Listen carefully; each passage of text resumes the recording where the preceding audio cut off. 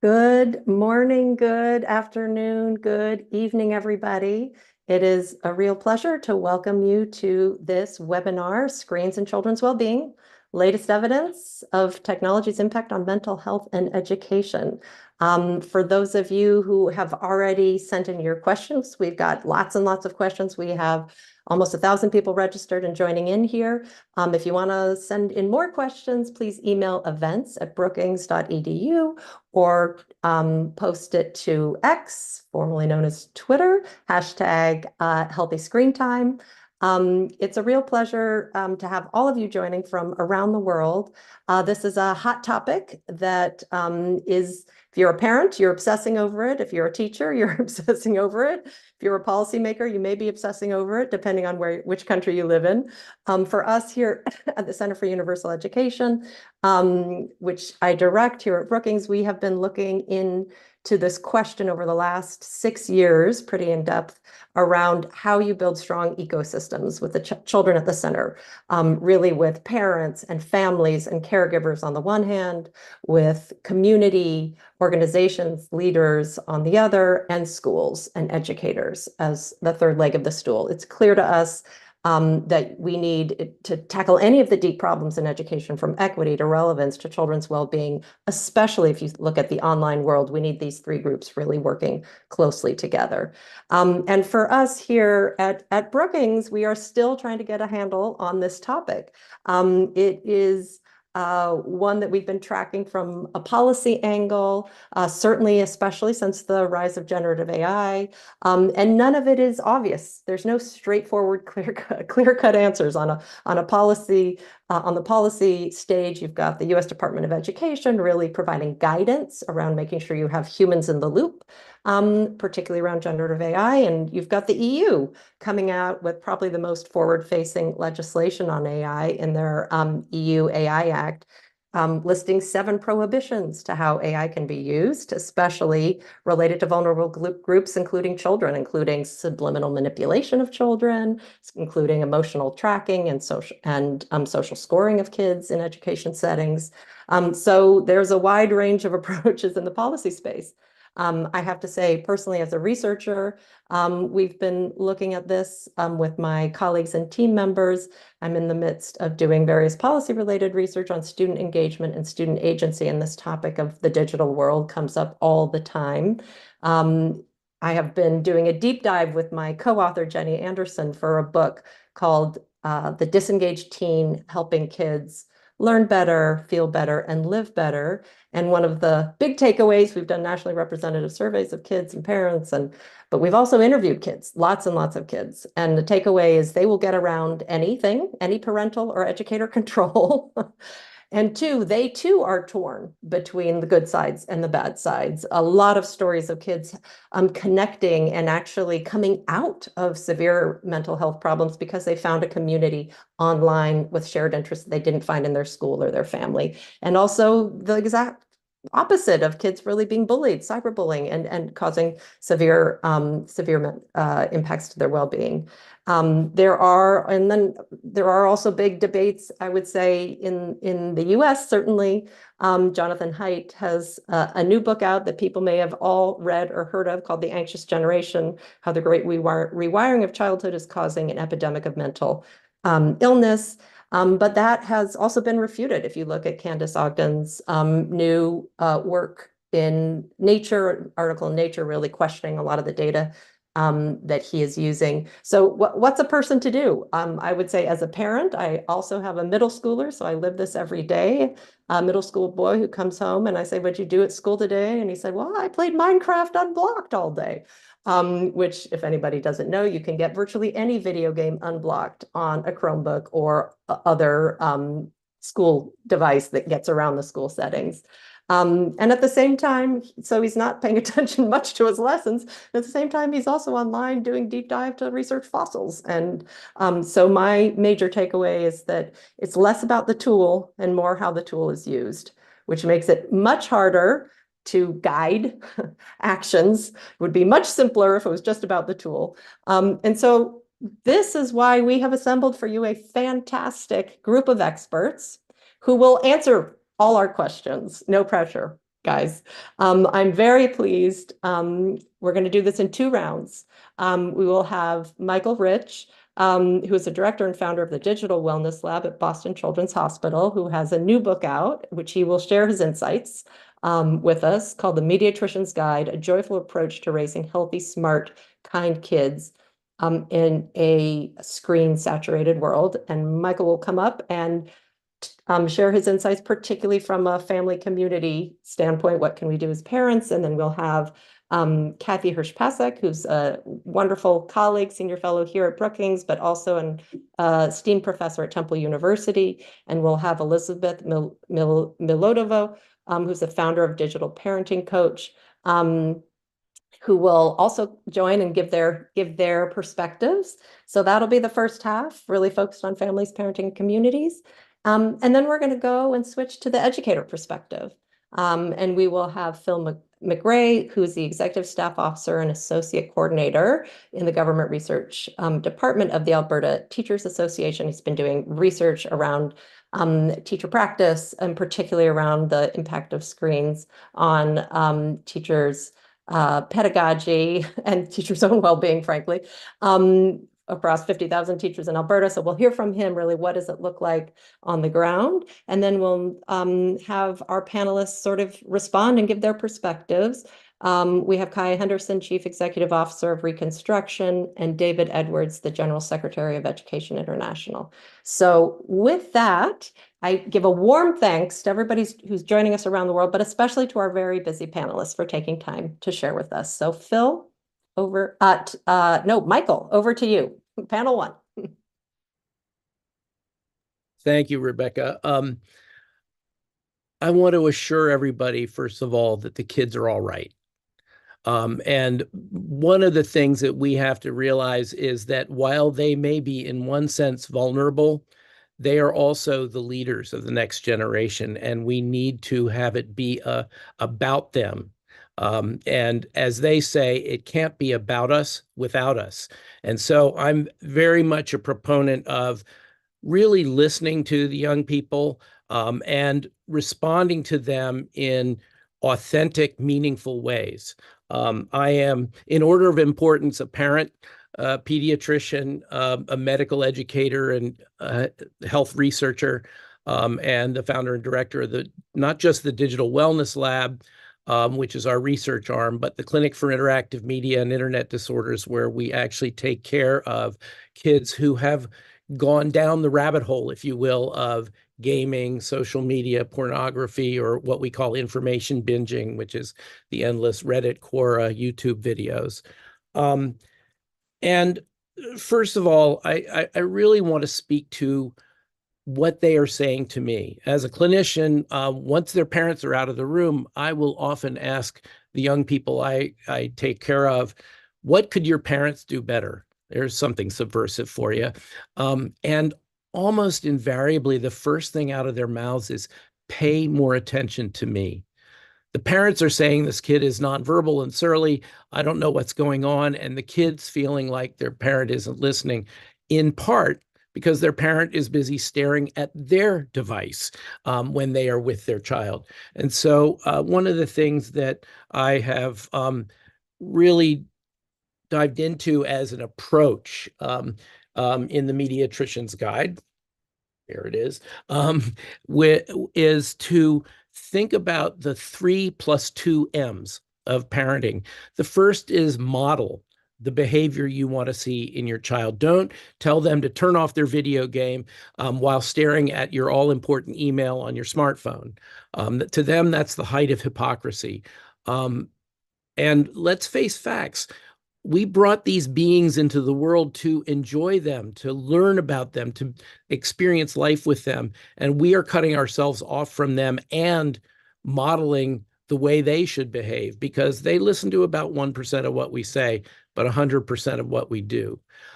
The second M is mentor them. When introducing a device, an application or a platform, sit next to them and learn Snapchat with them, or literally play Grand Theft Auto with them, Why would I recommend that? Because what we are saying there is, I love you, I respect you, I want to understand what engages you here.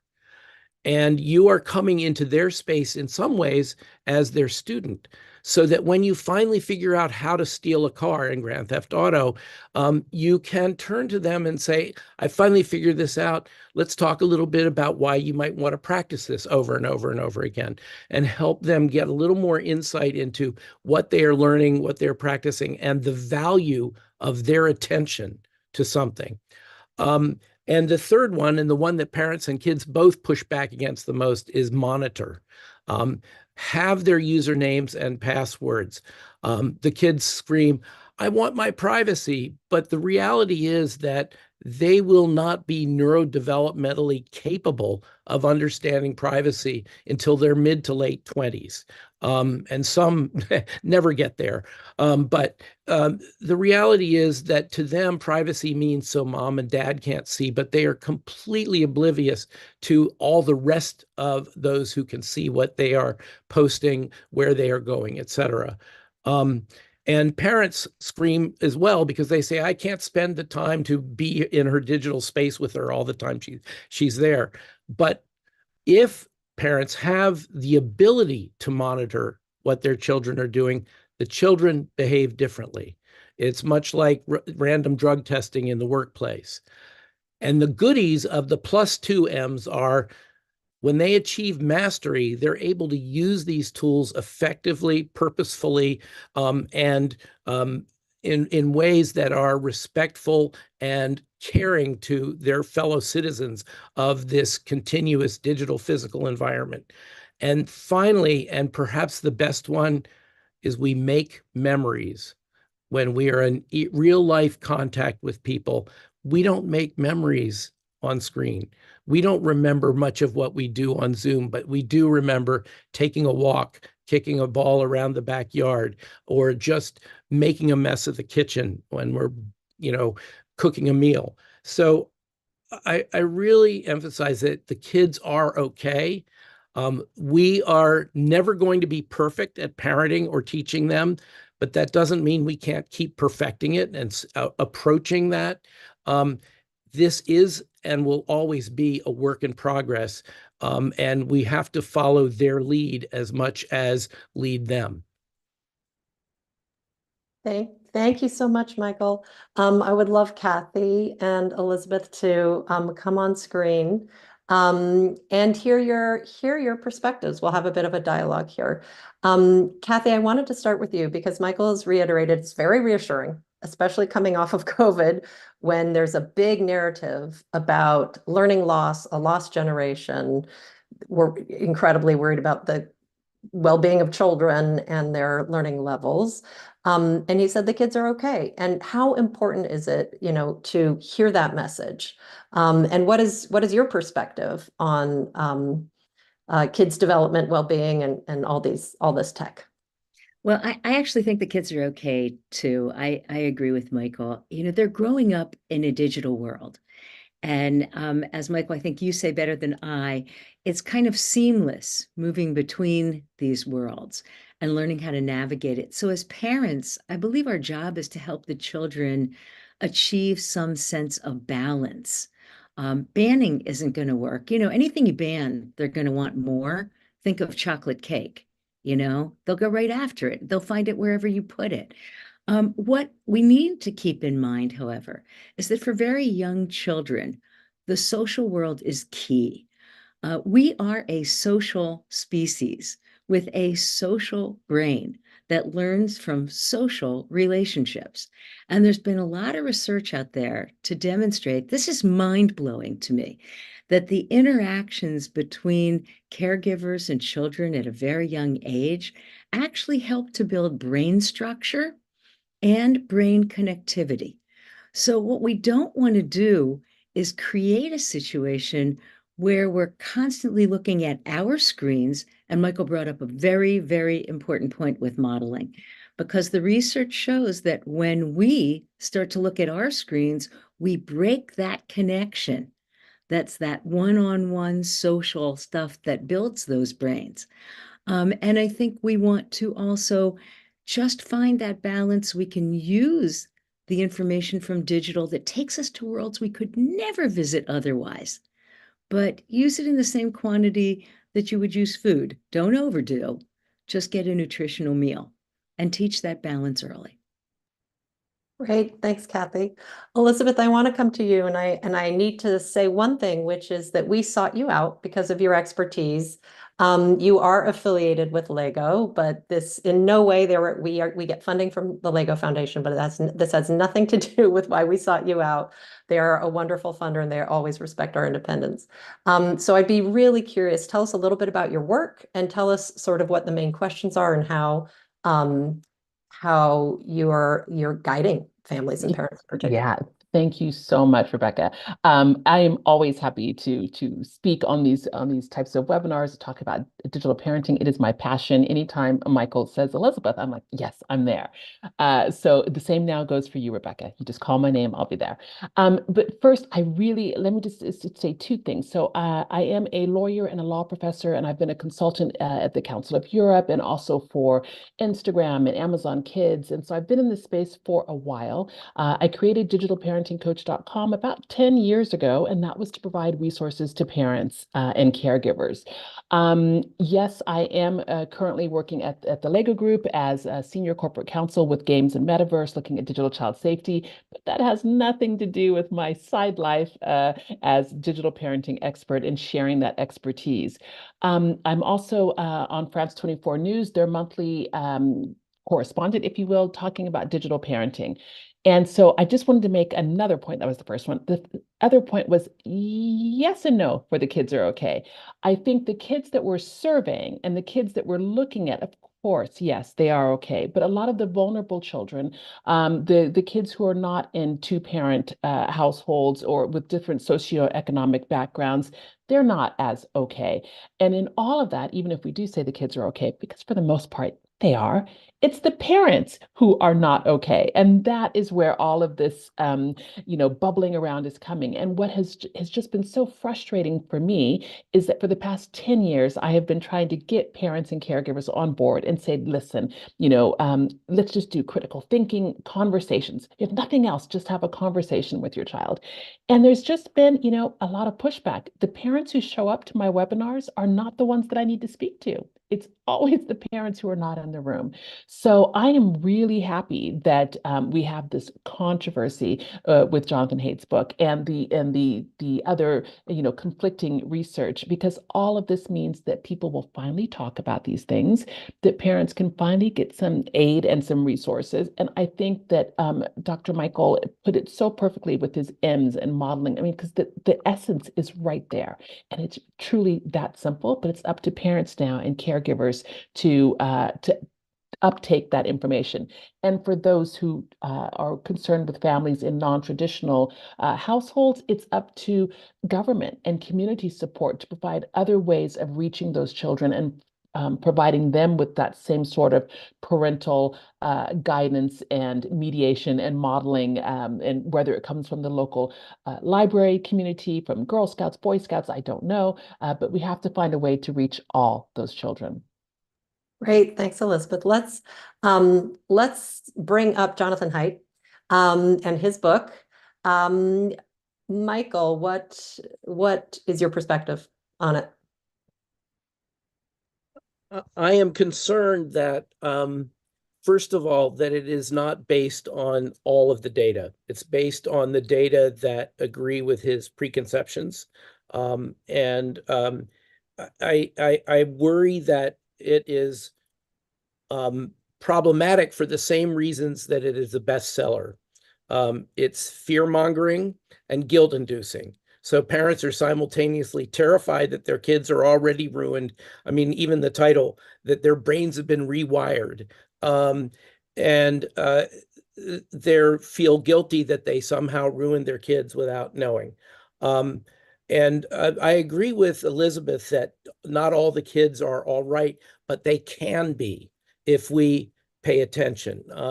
And some of it is government regulation. Some of it is, frankly, the litigation that's going on.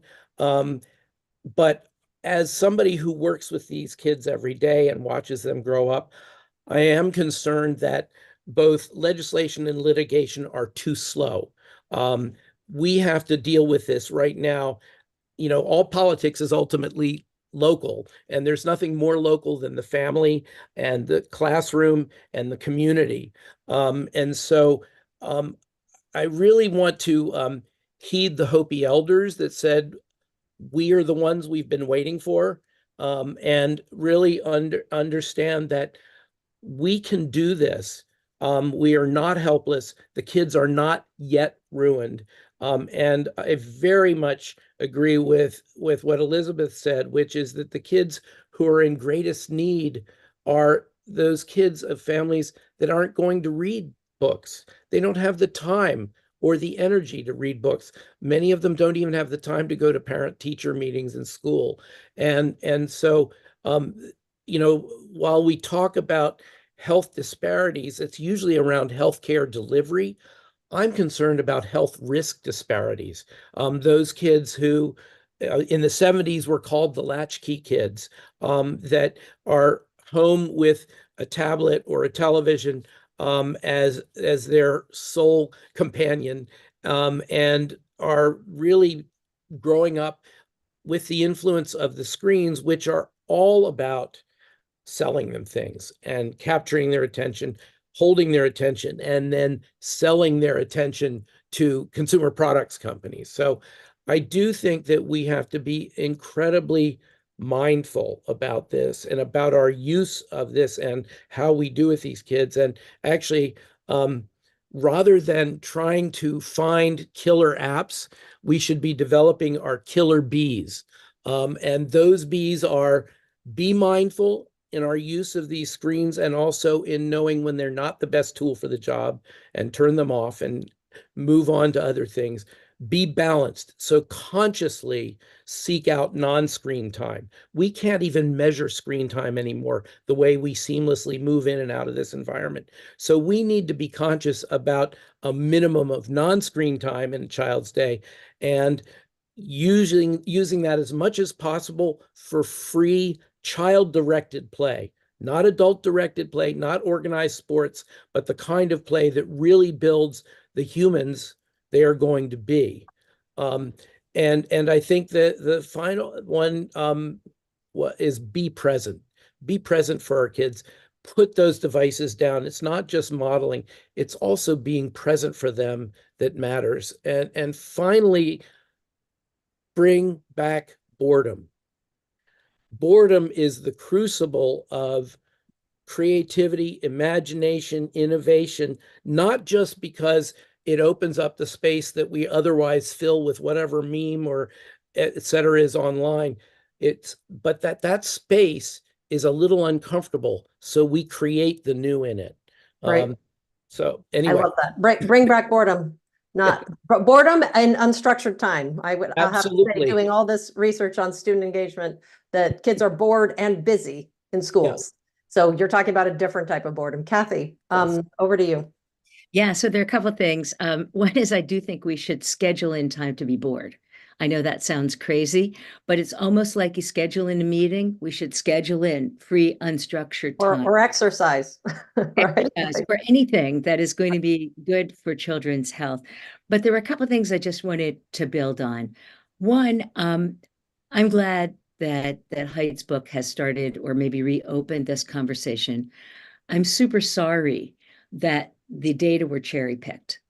And I think, could you tell us, the audience may not know, you guys are in the academe, and tell us a little bit about the data he used versus Candace Ogden's paper, the data conference. Candace Ogden has done such a beautiful job. She's from UC Irvine. She did a beautiful piece in Nature that maybe we can make available to people. There's also one in Forbes that she did that's like a review. I personally have reviewed a lot of this data last term because I took it on just to see what was going on. The data is super mixed. And I'll tell you what the data absolutely does not say.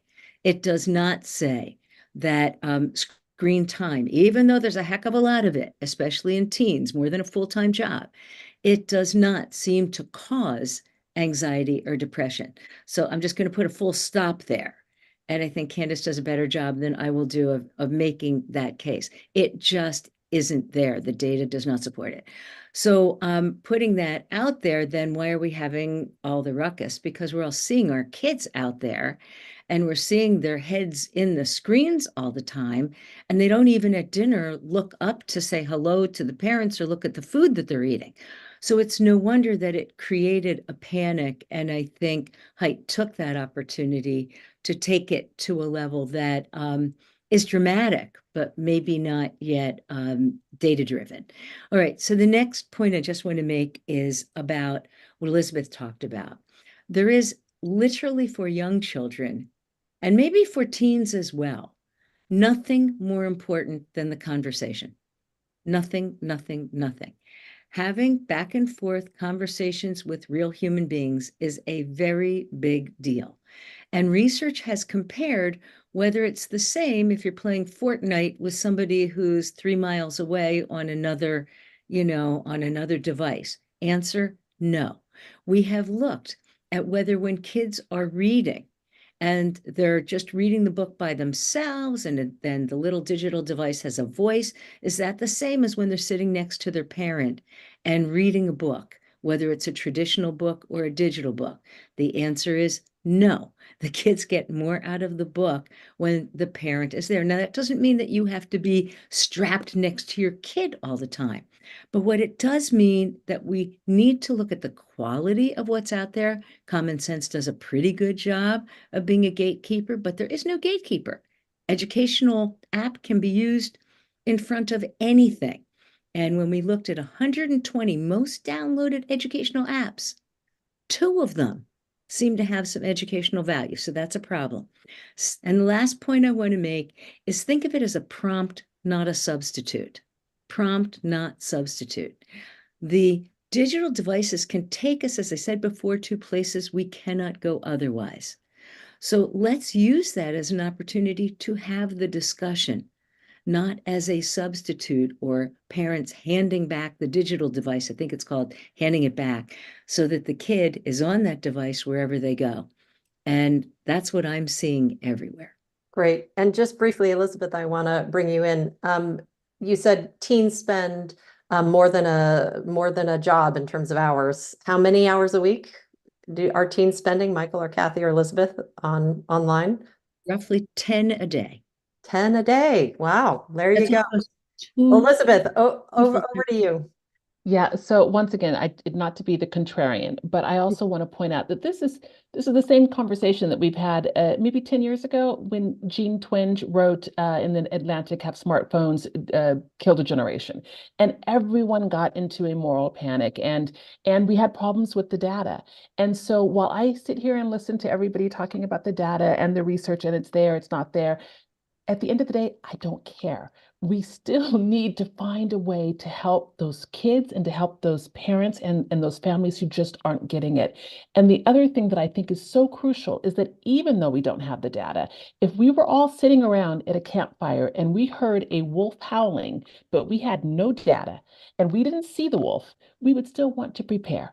And I think that's what we have to do, is find ways to prepare and help families. And the thing that kills me in all of this is that I feel like if they just had Michael's book, instead of a fear-mongering book, they would have the tools to take care in case that wolf is really there. But I don't think the wolf is there. I have a question that I want to come to you about, because a question has come in online, Elizabeth, around what parents can do around safety.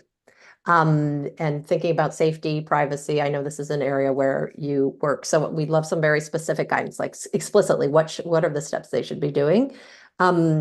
So I want to come to you on that question in a minute, but I do want to circle back on the question of the data. And Kathy, you have looked at it through and through. You can't equate screen time with anxiety or depression or mental illness, but there is I think it's important to clarify, and this might be where Elizabeth is coming from, there is a subsection of kids, though, right, for whom this is really bad. If you're already prone to sort of question, but then the question is directionality.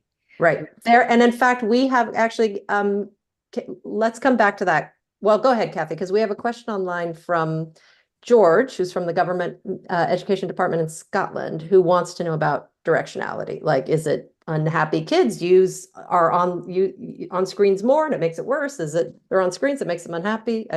That's his question. Well, I'm just going to briefly do it and then pop it to Elizabeth and Michael, who really, know it from the real vantage of looking at real kids.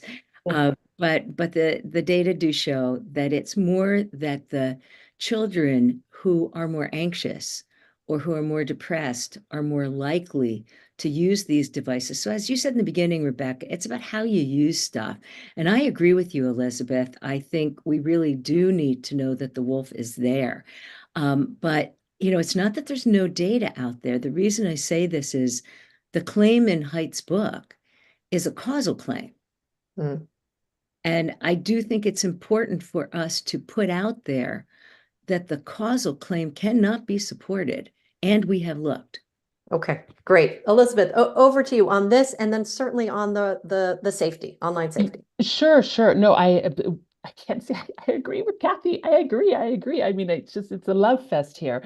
But I do think I just don't know how we're going to get everyone off the edge and get them to be reasonable again, because that horse is gone.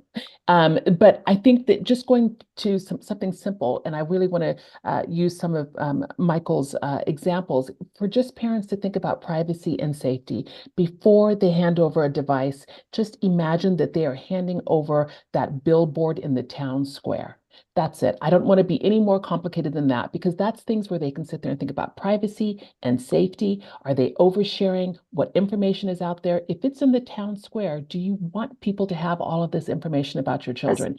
Elizabeth, as in whatever the kid telling the kids, whatever you're putting in is going to be think of it as you're putting it on a billboard in the town square. And if you even give over that device, you are giving them the billboard to the town square. And you don't have to give them the billboard to the town square. There are other options. And so that's something that parents, again, it's this critical thinking piece where you just really think about it. Just because the Joneses do it, or because everybody in the classroom has the latest, greatest, the parents have some ability to push back. And I know sometimes that's difficult too, but if parents can get together to decide the end of the year holiday gift for the teacher, they can get together and decide some rules for their classroom. It's kind of taking the tech out and getting into some parenting, just rolling up our sleeves and getting back to parenting basics. What do we want best for our children? How can we help them thrive? There's a follow-up question. There's a lot of questions on this topic, Elizabeth.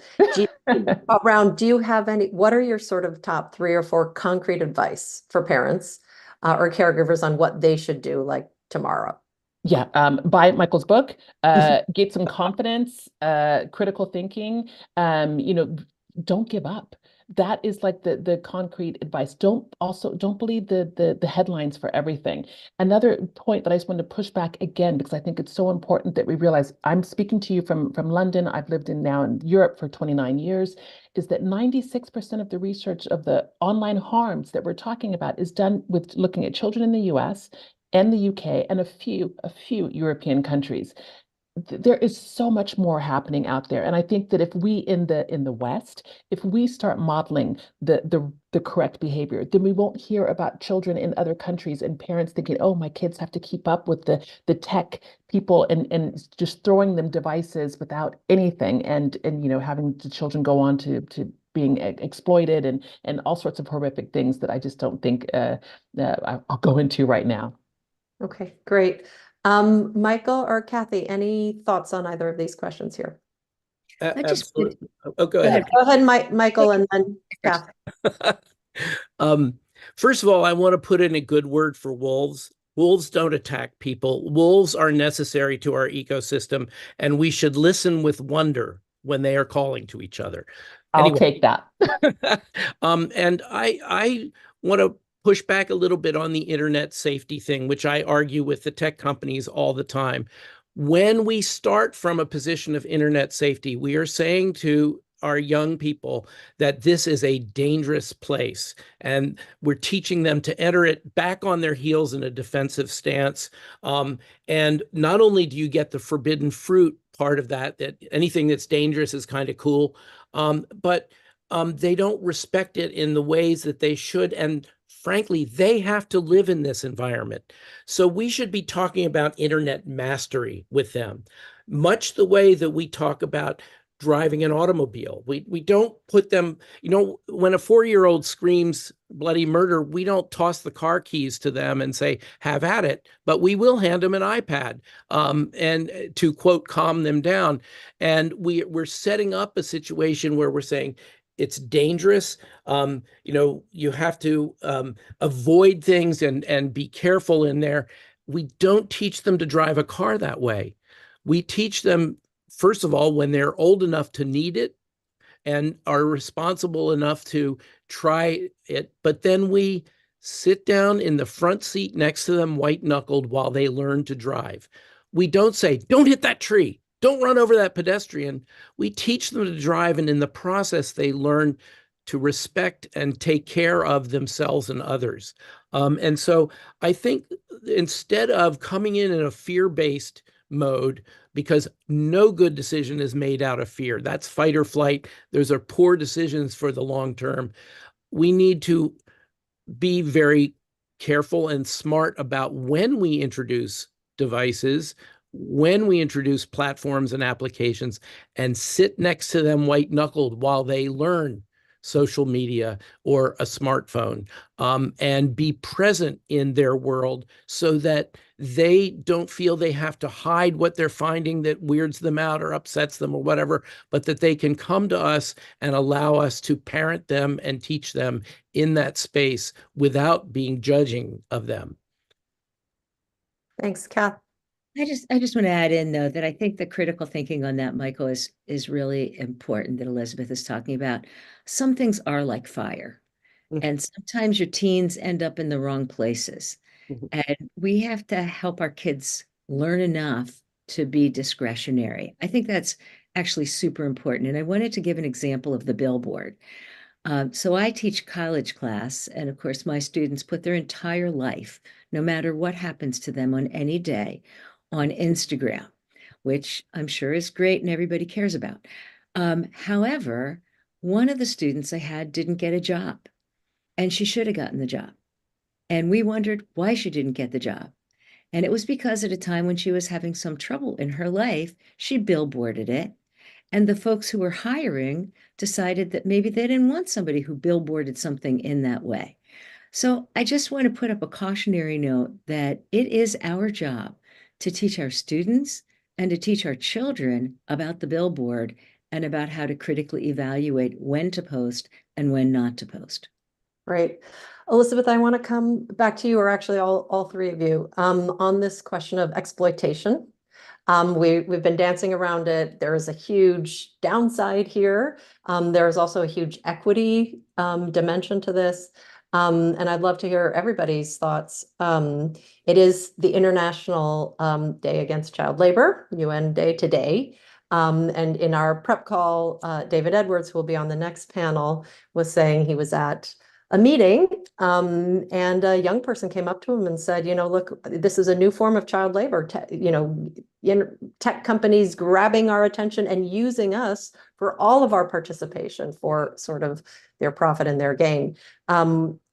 So I really want to hear, what are you most worried about in terms of exploitation specifically, and what should we do about it? Elizabeth, let's start with you.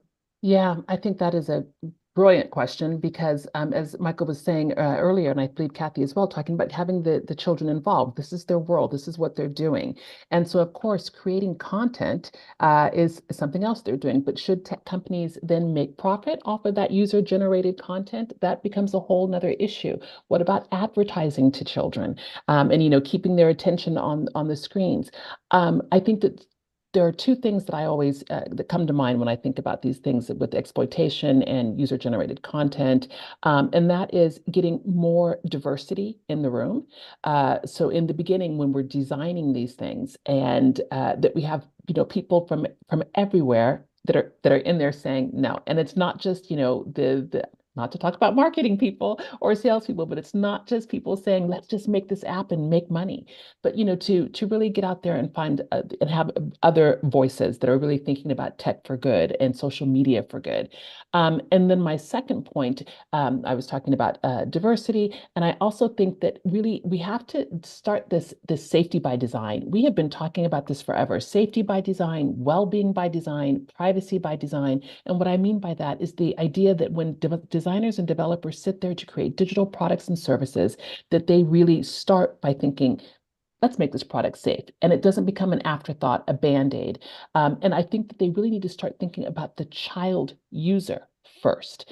Let's face it, YouTube was not for kids. It was not created for them, which is why they did YouTube Kids. Instagram is not created for kids.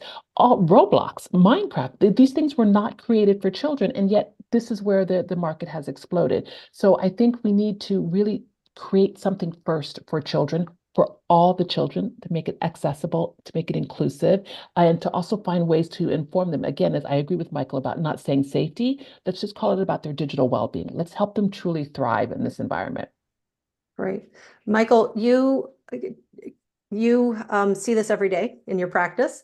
Can you tell us, just educate the audience who might not know, we have a very diverse group of people listening in. What are the main sort of forms of exploitation online for kids, and what are problems that you're seeing? Yeah, I think the main way that kids are exploited is completely invisible to them, which is that their personal information, their personal data is being fed into massive databases to sell them products, political leaders, all kinds of things.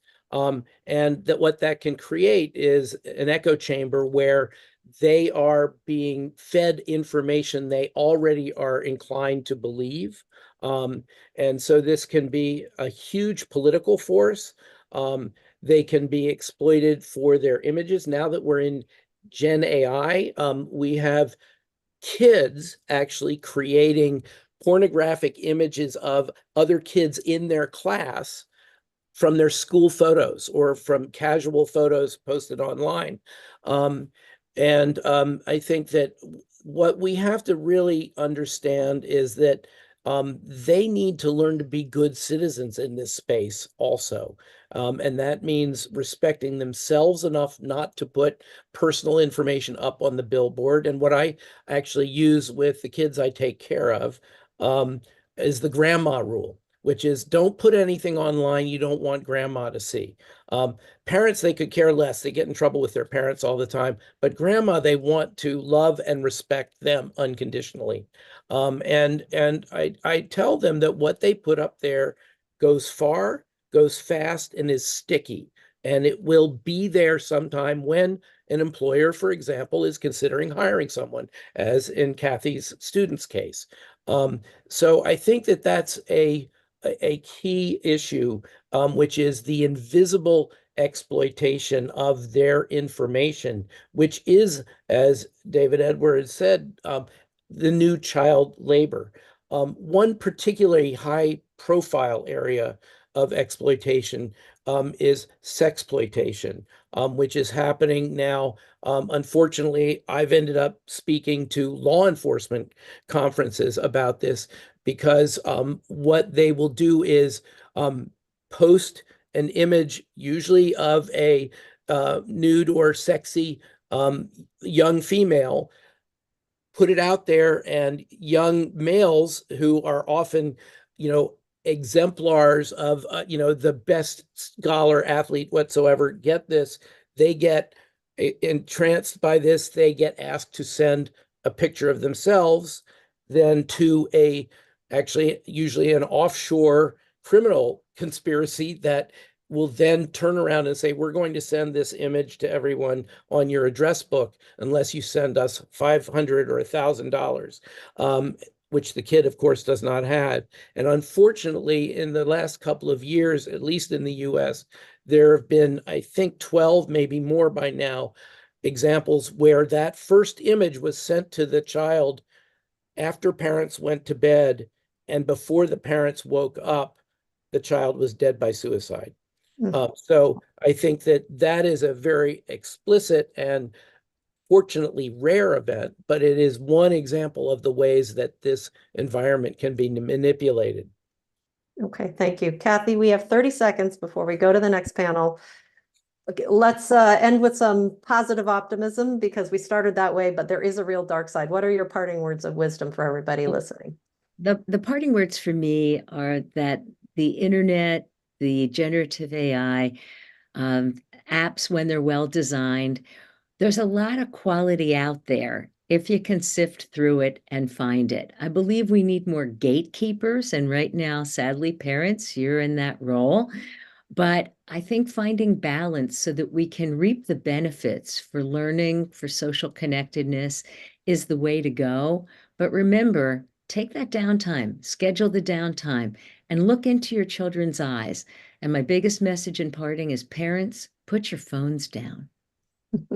All right. Well, thank you so much. Thank you so much, Michael, Elizabeth, Kathy, for your time and your words and your insights, and most importantly, your work. We will let you go now, and I want to invite the other panelists onto the screen. We're going to have Phil kick us off, and then we'll have a discussion with David and Kaya. We're going to switch now to thinking about educators and the school context and what this digital world means for their work. And Phil, you have been deep in this research and working with classroom teachers across Canada, across Alberta. We'd love to hear your thoughts and insights. And I think you have a few slides to share, and then we'll have a discussion with Kaya and David. Sounds great. Thank you so much, and I just want to say good morning to everybody. What we've done in Alberta, so I come from a province in the north of North America, in Alberta, Canada, a small place in the world of about 4 million people. And in 2010, what we decided to do is really get a better handle on the impact of screens and what the promise and peril was around technology, health, and learning. We, in our education system, obviously live in the space of teaching and learning. We're recognized by the OECD as the #1 English-speaking education system in the world. We always rank high on the Program of International Student Assessments. And so there was a lot of interest in, well over a decade ago, what was this pervasive nature of screens going to look like in terms of young people's lives? So we started a research project called Growing Up Digital Alberta, or Good Alberta. And really what it was meant to do was learn our way forward. And particularly, we wanted to learn from experts. So we brought in Dr. Sherry Turkle from MIT, Dr. Michael Rich, well over 12 years ago, Michael and I started working on this research on Growing Up Digital. Pasi Sahlberg from Finland, and lots of different expertise to neuroscientists to really get a handle on what did this look like in terms of technology, health, and learning. And most importantly, we went to students themselves, we went to teachers, school leaders, parents, and grandparents to have a conversation. Several public lectures with researchers, and started gathering data, longitudinal data, well over a decade now, on what young people were doing with technology, what their experiences were, and then what are the implications for a big part of their day in schools. What do we do to really embrace the technology as enhancing learning, but simultaneously distracting from learning? How is technology connecting young people, but disconnecting them? One of the things that we saw in schools was young people would be going out during the recess, and they'd just be walking around the school looking at devices together. We saw this massive decline of free play. And we also saw in the early stages and throughout our work in Growing Up Digital Alberta, a decline in sleep quality and quantity because of late night nocturnal screen time, video gaming late at night. So teachers and students themselves were reporting that they were fatigued, which impacted learning, which impacted their engagement. And also, we saw that there was this impact on relationships. Lots of issues with cyberbullying were emerging in 2015, 2016, pre-pandemic spaces. So we were tracking all of this and looking at how do we engage with technology, because teachers use technology all the time in Alberta, really powerfully, but at the same time, not let it take over and really distract from that student engagement, relationship building, and so on. One of the big concerns for us, especially in the early childhood, was the decline in free play. Now, while this is not directly related to technology, there's lots of variables that are in this, whether it's in some cases hyperparenting or scheduling. What we found is a real concern over what the implications were with this increased screen time all day. Not only was it happening at school, but it was happening at night, it was happening in the home, and it was just this ever-present space. This is, I think, a really notable example of what teachers have been experiencing. This is from a teacher in the US, Mary Garza, and what she did is she asked students to turn their phones onto kind of sound mode, loud mode, and every time they got a notification, they were to go up and tally a mark of what happened in that one class period. So what you're looking at is a documentation of how this algorithmic pull through different apps and phones is constantly knocking at the door of children's lives during the school day. And this was a real wake-up call because we already know, and I really appreciated your first panel, because this idea that children are in competition with others' attention because of the technology, we are mimicking what's happening for young people, and they're kind of adapting in this space. And this is kind of the collection of pull that can come from them. It's not just things like Snapchat or TikTok and really popular apps right now. It's been over the last decade multiple different kind of algorithmic pulls or strands that are disconnecting while they're connecting young people.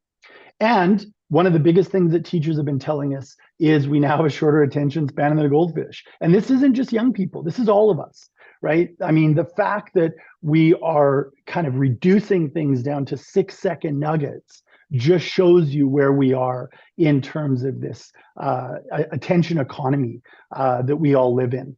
Inside the education sector, the OECD in the recent study on PISA, did a really deep dive in terms of how digital technologies were impacting learning.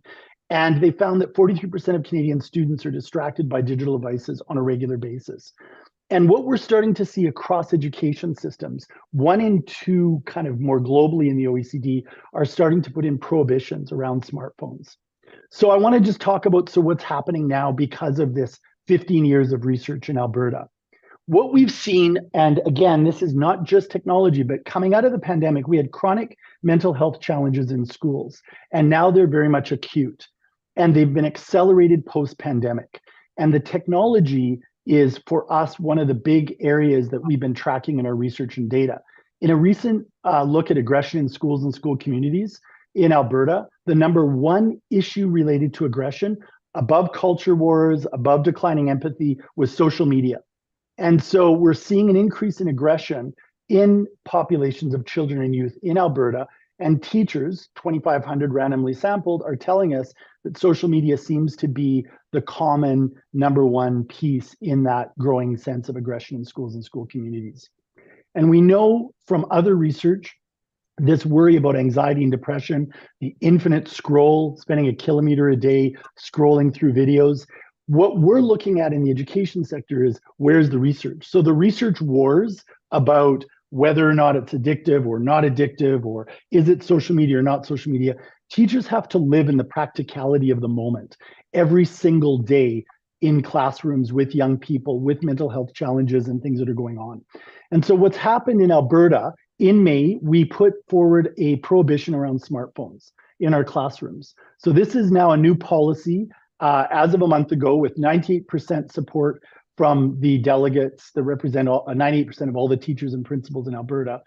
And basically, we're saying that smartphones during instructional times are prohibited to really promote focus, engagement, and safety in learning environments. However, recognizing that professional judgment is really important, we have 3 exceptions in this prohibition. The first is that there's a professional judgment in terms of teachers making choices. You go out on a field trip, you use your phone to take images, gather data. That's one piece. Digital literacy and digital wellness is another exception. Or if a student has medical needs, so something like diabetes and the phone or the device, digital device generally, is used to support medical needs. Finally, I want to say that in education, because emerging technologies are rapidly changing, we're really focused now on where things are moving very quickly in biotech, artificial intelligence, quantum technologies, nanotechnologies. We are moving in this rapid speed towards not just cell phones, but this digitally saturated, boundless environment. We've done a scoping study for 9 years on artificial intelligence in education in Alberta. And there's 3 things that have popped up. There's a lot of worry around trust, the deep fakes that Michael talked about. There's a lot of concern around judgment being given over to the technologies. 2 days ago, I think yesterday, Apple announced that they would be putting in AI chips into phones. Siri would obviously get a massive upgrade. So this intelligence explosion with AI, artificial narrow and generative intelligence, is going to be something that teachers are paying attention to. And we're also worried about loss. What are the cognitive atrophies that come with this? What concerns me the most is that where all the activity right now is that AI will personalize learning. AI will be the best tutor. AI will solve all the problems.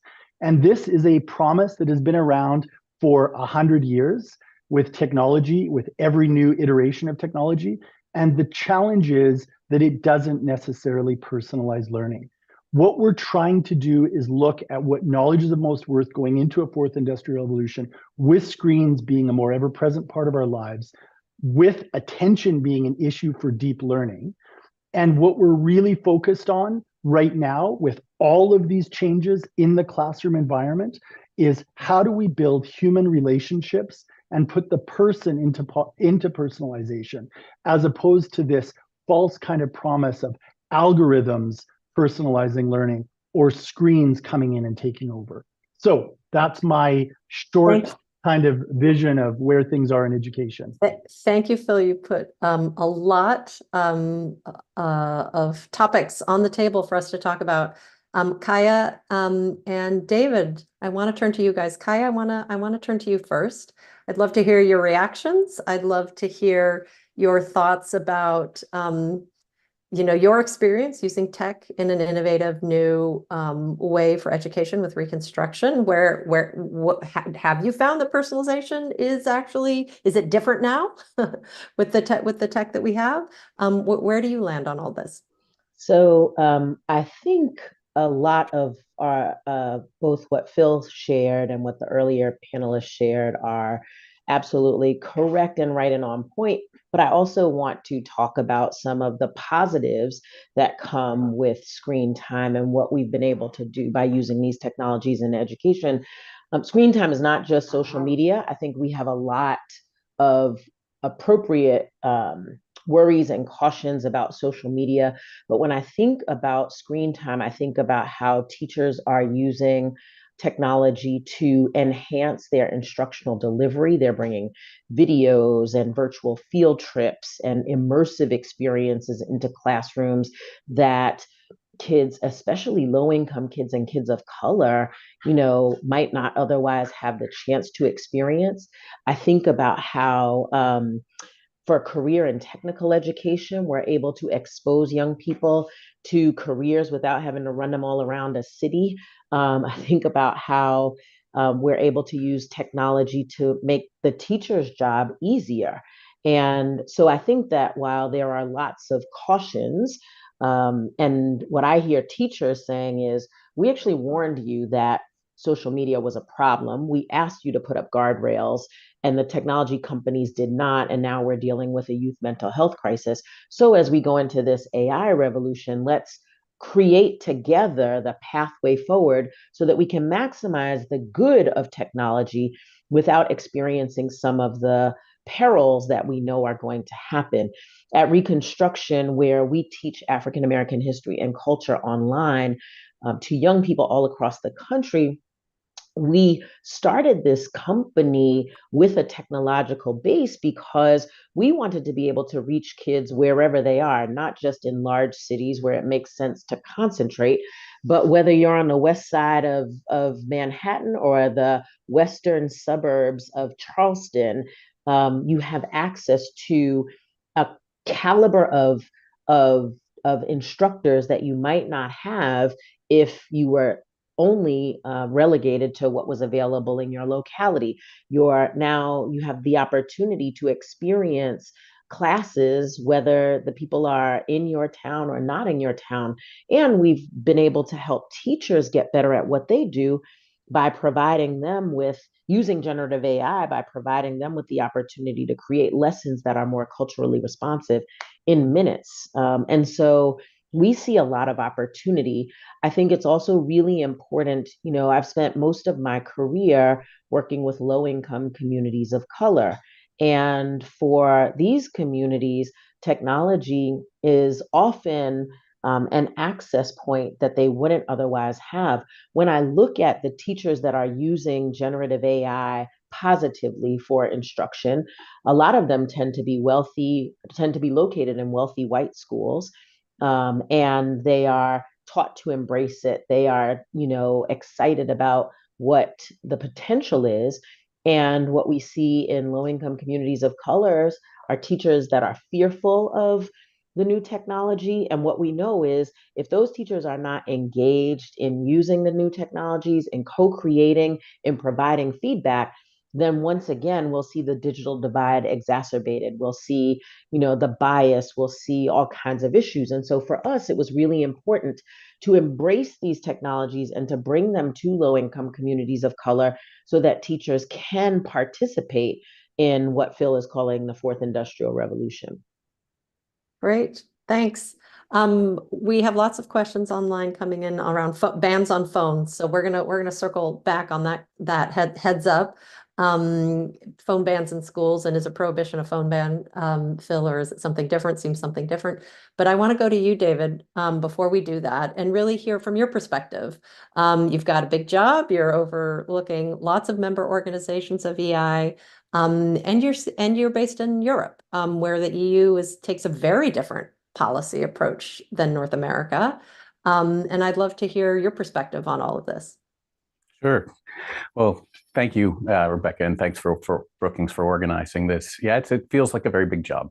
It's about 32 million educators in 178 countries, 400 organizations, and very much experiencing sort of technology and screens in AI in very different ways, as Kaya already mentioned. And that's maybe let me just start there, if I might, on the equity issue.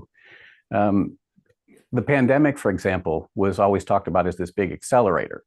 But for us at EI, it was also, a lot of more of the same, because those who weren't connected continued not to be connected. And so in terms of the digital divide, which I believe is a divide that's not just digital, but it's an economic, it's a social, it's a racial, it's a historical divide. We're seeing that grow and be amplified by what's happening now.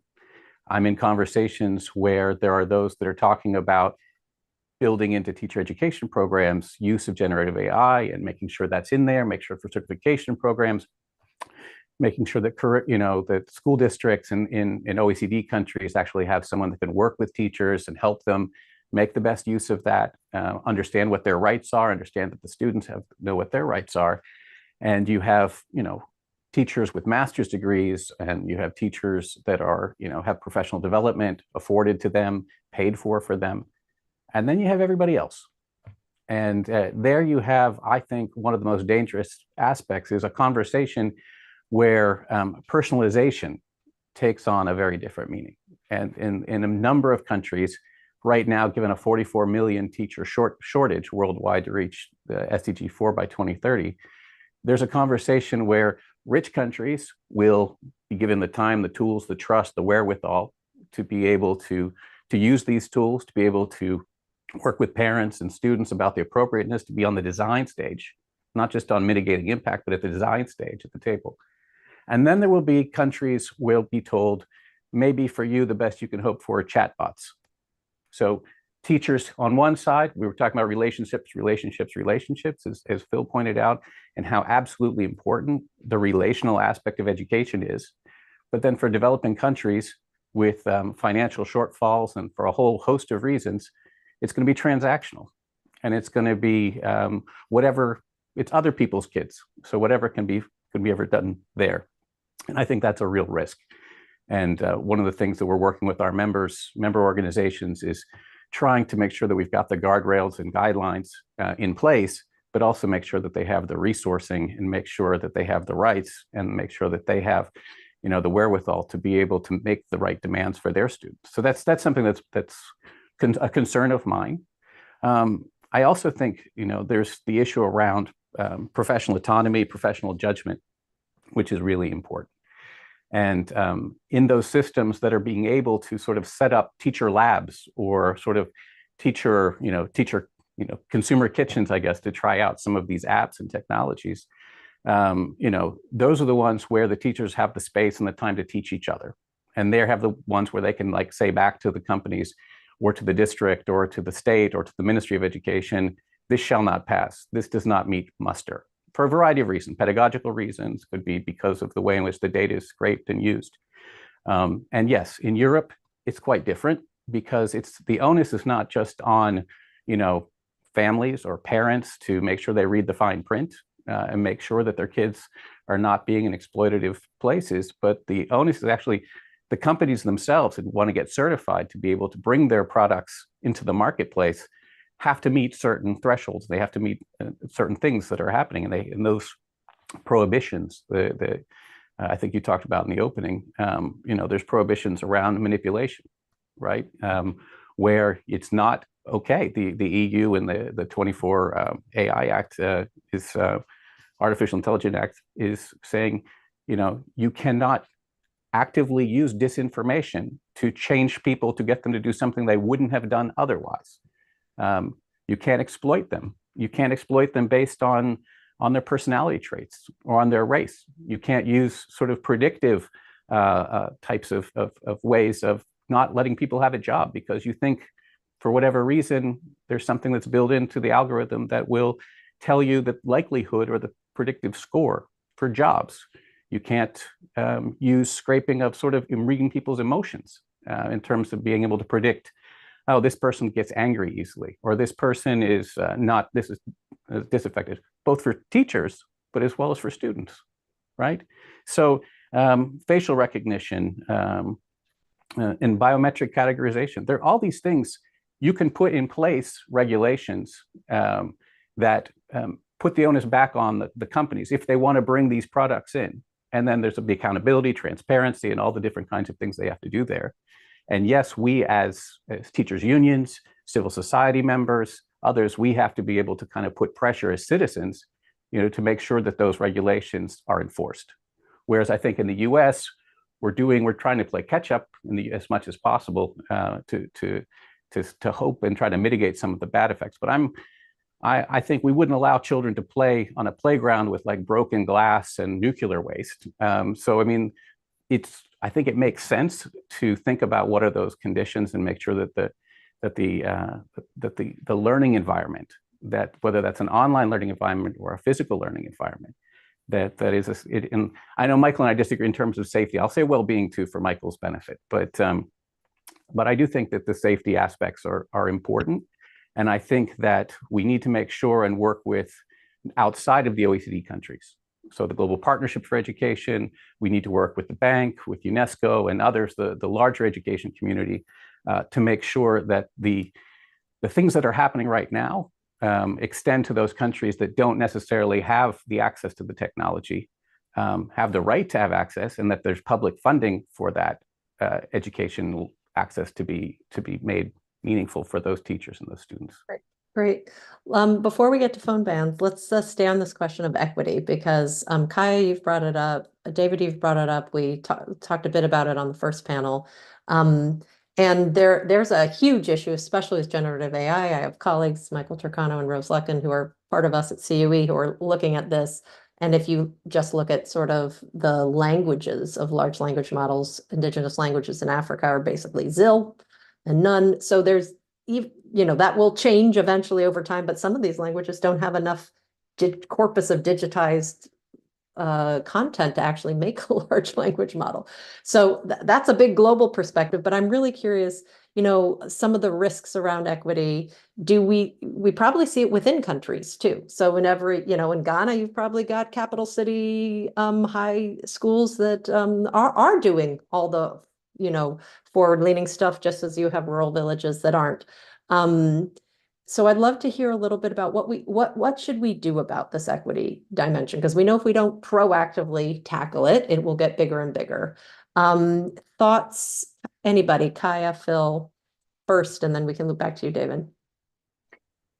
Well, this is obviously the more equitable an education system generally in a society, the better everybody does. So equity in a public system is obviously really, really important. And in Alberta, that's primarily what we have. So I think, globally there's equity issues, but even the digital divide, the bandwidth divides, the device divides, we saw that in the pandemic when we pivoted to remote learning really dramatically, that many young people didn't even have a quiet place to work, right? Because they were at home. So it wasn't just the technology, they just didn't even have space to do this kind of, online learning. But I think one of the things that you brought up that's a really, it's not discussed enough yet, is around what artificial intelligence, as it scrapes up what human beings have done, what that looks like within Indigenous populations. So about a year ago, I met with the Blackfoot people in Southern Alberta, and I asked them about AI and large language models scooping up their culture, kind of a cultural appropriation, were there concerns about that? And what was interesting for me is the elders, they had a very wise take on it. They said, we live very close to the land, and land-based knowing and land-based knowledge is always changing. And so these systems that have been scooping up and kind of creating all of this magic, it's, seeming magic, they're not actually tapped into the here and now. And I think we have to, when we talk about relationships and judgment and teachers, the algorithms don't know if the student had breakfast. The algorithms and the technology doesn't understand the dynamics of the relationships within that body of people, that class, that home. And so I think that while we look at some of the promise of the future of technology and making sure there's equity, we also have to be really mindful that there are huge limitations. And while this will change and probably become a collaborator very shortly instead of an AI tool, we have to put it into perspective that there are many things that cannot be digitized in the human experience. And we have to be really mindful of where's that balance. Okay, great. Kaya. I think that's absolutely right. And we've talked about balance all through this webinar. And at the same time, I think that we can't allow these technological advances to get so far out of balance that people are left behind. We have a history of doing that. And I think that this is more of a will problem than a skill problem. We can figure out how to collect, remote languages and how to digitize them and how to make the technology work for us if we think those languages, those cultures, those people are important. And for me, the real challenge around equity is, I'll speak for the United States. We have not decided that everybody is important, that everybody needs to participate in this. And so and I think, people, the community, parents, teachers, educators, we actually have power in demanding something different from these tech companies, demanding that our politicians hold people accountable in a different way. I'm inspired by what the Europeans are doing around creating the right settings and guardrails and guidelines, and we could too, if we had the will. But to me, the way we exercise that will is by including people, right? Like co-creation is the way you get to better solutions, the way you get to more sustainable solutions, more sophisticated solutions, more effective solutions. And so when you're co-creating with the community, with the users, then I think the products actually serve the users. The problem is these tech companies, if you look at how most education technology products are made, they're largely from companies that are started by engineers who have decided that there is a problem in education that their tool can solve. And they don't usually ask educators, what is the problem that you're trying to solve? And let us help you design something with that in mind. And so, one, we've got to flip the process and help educators and parents and students, frankly, drive the creation process, or at least co-create with these folks. But I do think that there is a huge will issue that we need to get behind. And I'm worried as I watch the increasing polarization and tribalism that's happening in many of our countries, that we might not ever find the will to be completely inclusive. It gets back a little bit to the civic commons discussion Yes. panel about like this is about like life and educating and growing good humans and how they can be good citizens for their families, communities, and countries. Too, it's not a separate question. It's just a different canvas in which they're exploring their work. David, any last thoughts on this equity piece, and then I'm going to pivot to the phone ban question, because it is a massive problem. It's by the way been there for decades. Sure. There was this, when we went around the world, including in the US and sub-Saharan Africa, putting desktops on in schools, right? Without the ecosystem to support their fixing them when they would break, not much happened in education. So it's been there for a very long time. Any last sort of thoughts of wisdoms of what we should do about it, calls to action? Because I do find it a bit hard, because at the one point it's not as complicated. It's not as easy as saying, just give everybody a device. Like that doesn't work. We tried that. I think Kaya's point about co-creation, if you're not skilling up the education workforce, schools, with sort of the new possibilities of technology, especially generative AI, it's just people are going to be left so far behind. And then there are also great examples. One of my favorite example is using personalized learning in Malawi to kids. The teachers use personalized learning for literacy and numeracy, and they love it. Thank God, because they have 150 kids in their class. So that's a good example. So it's not so black and white, but it is deeply concerning. Any last thoughts on what we should be doing collectively? Well, I have lots of thoughts, but we don't have time to do all my thoughts. But I will say, right now we have countries spending more on servicing their debt payments than they do investing in their own domestic educational financing. So that's a debt that's owned outside the countries. That's a huge issue. That should be forgiven, and those resources should be invested back in the educational systems, the public education systems themselves. I think we also need to stop doing, the engineers, and Kai was talking about the folks who know what's best for education.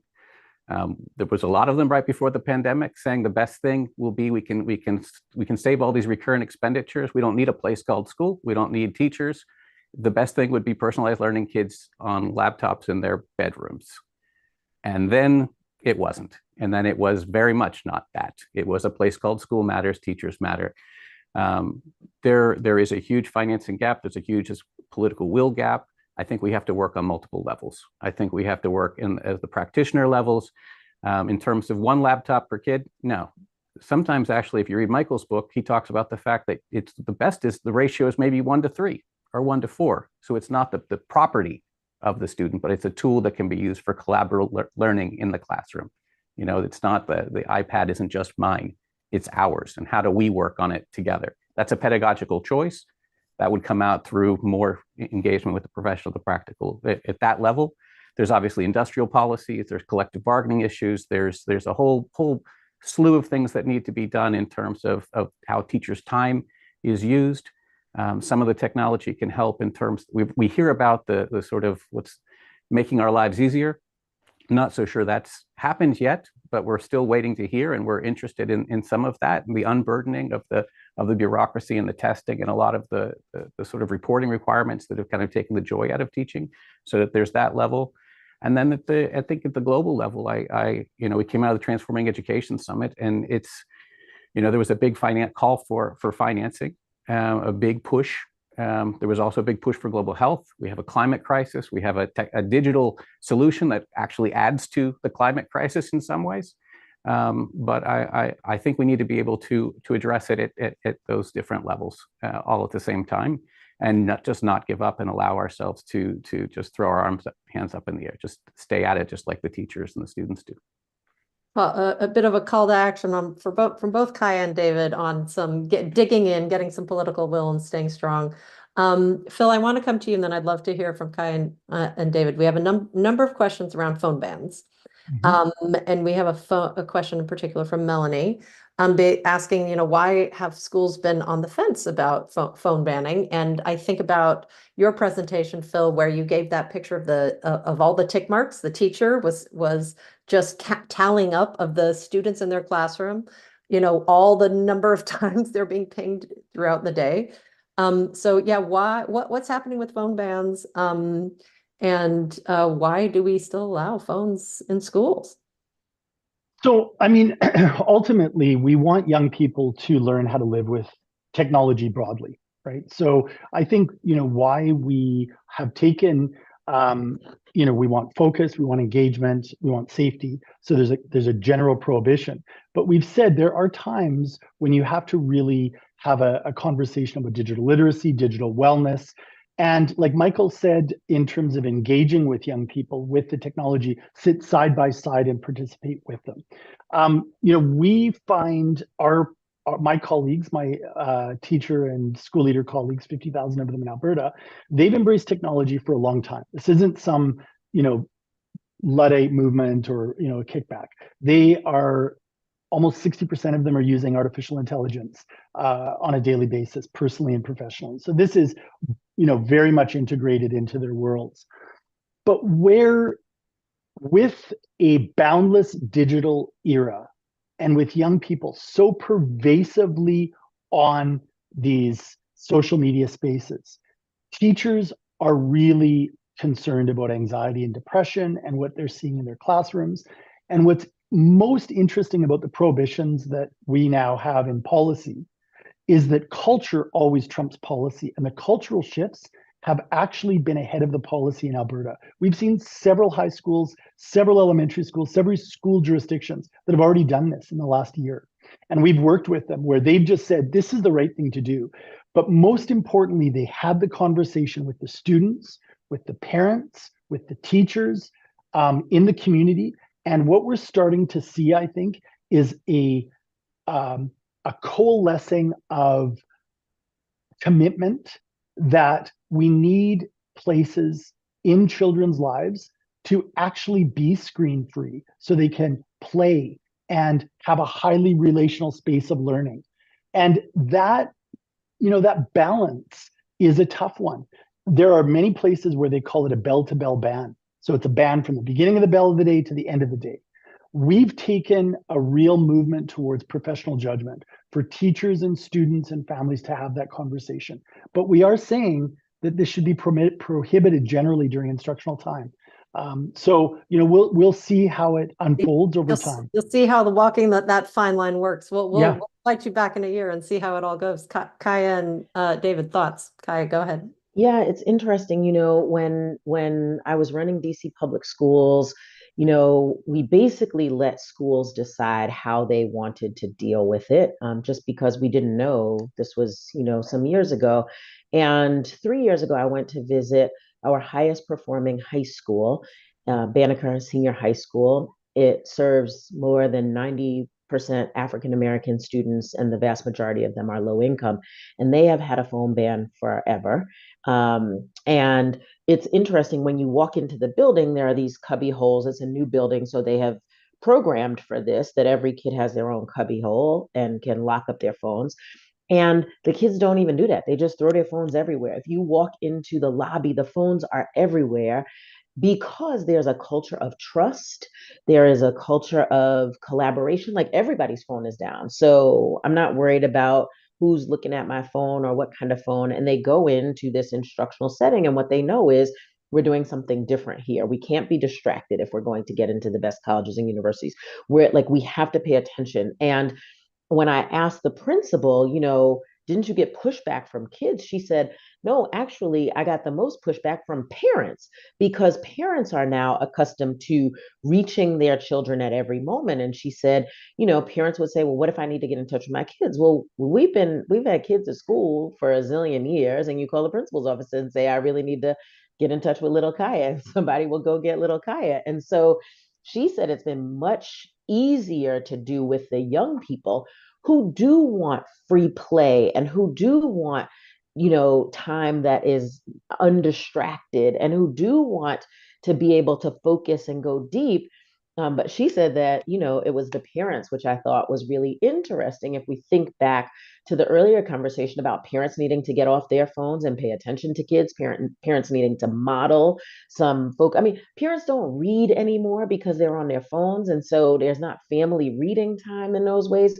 We've got to help kids understand that this is a tool and it's part of our lives, but is not the driving thing in our lives.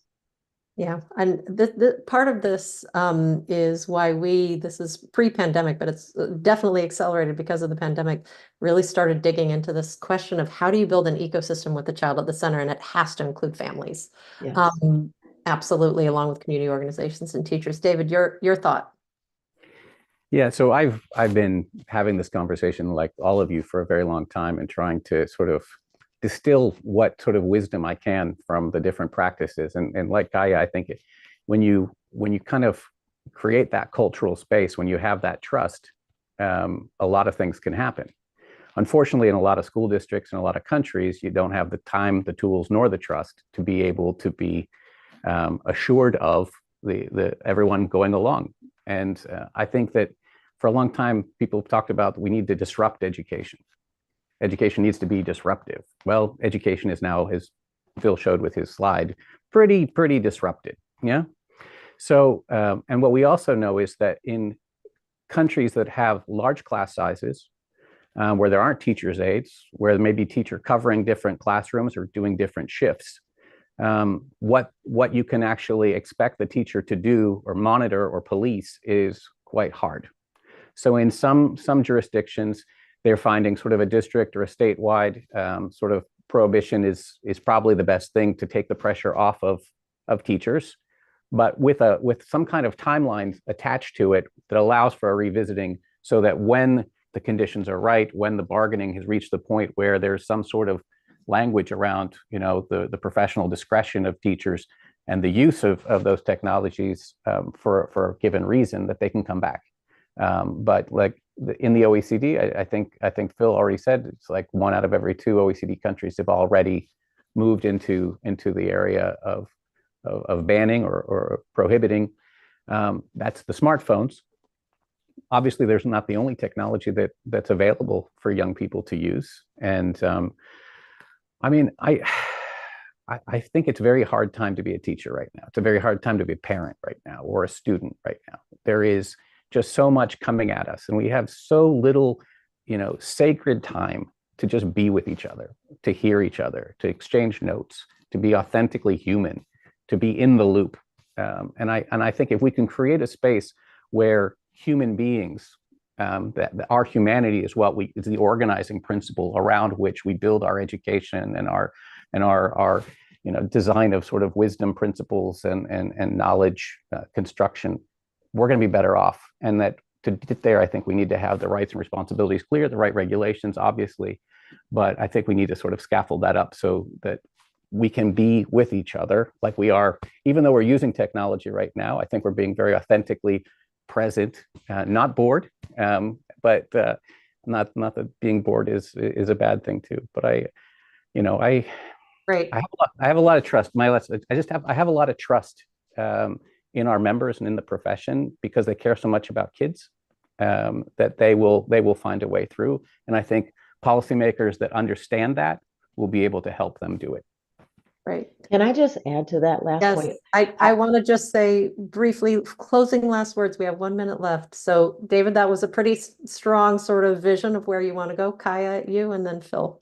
Quick. Yeah, I just want to add echo what David says. And like we over rely on policy to do the things that we need humans to do.